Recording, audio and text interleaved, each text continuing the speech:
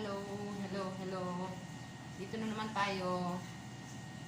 Magandang umaga, magandang araw sa ating lahat. Ngayon, sa mga kabataan.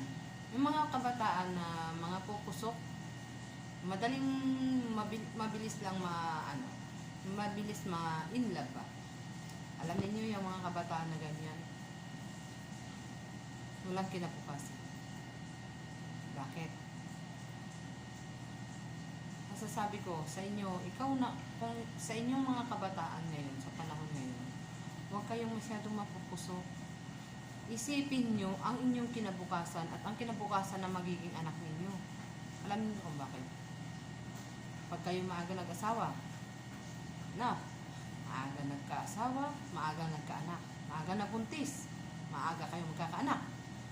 Anong ipapakain ninyo sa inyong mga anak? Siyempre, sa magulang. Anong mangyayari sa magulang ninyo? Mahihirapan lalo kayo. Mahihirapan lalo ang magulang ninyo dahil alam ninyo kung bakit.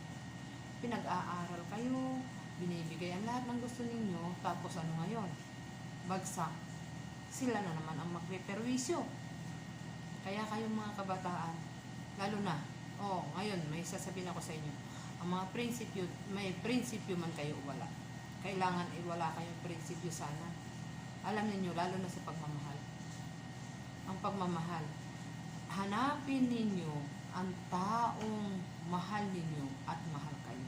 Bakit? Dahil alam ninyo mahirap ang magsisi sa huli. Ang pagsisisi naman talaga yun sa huli.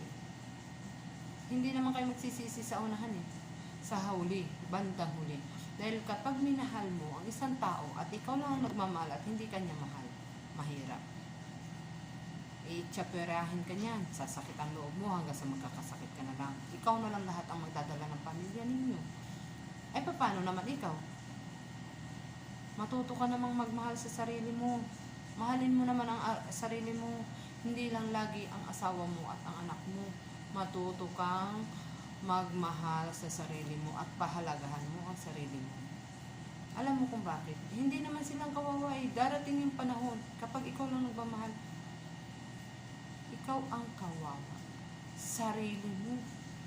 Kaya ikaw, kung babae ka man o lalaki, kailangan kapag nagmahal ka, yung mahal mo at tingnan mo ka talaga kung saan ka liligaya. Yung parehas kayong masaya. Mahirap yung iisa lang. Unfair. Pagsisisihan mo rin yung balang araw, iisipin mo, pag dumating yung time, marirealize mo, bakit kaya unfair ng Panginoon, unfair ng pag-ibig. Huwag dapat mangyari sa inyo yun. Ang mahalaga sa panahon ngayon, ay kung mag-aasawa ka at magmamahal ka, yung mahal mo at mahal ka, para masaya habang mo. Dahil alam mo, kaya ninyong balansehin ang bawat isa Kapag mahal ka niya, kapag may pagkakamali ka, pagbibigyan ka niya. Ngayon, kapag mahal mo siya, pag may pagkakamali siya, pagbibigyan ka niya. Ngayon, ganun lang ang diskarte sa pagmamahal. Pero kapag mahal ka lang niya at hindi mo siya mahal, masakit sa kalooban. Lagi mong iisipin, napaka-unfair. Bakit nangyari sa iyo yan? Bakit nangyari sa inyo yan? Pagsisisihan mo ng habang buhay. Lalo na pag nagpakasal ka na, natali ka na, wala na. Hindi mo na may babalik ang dati.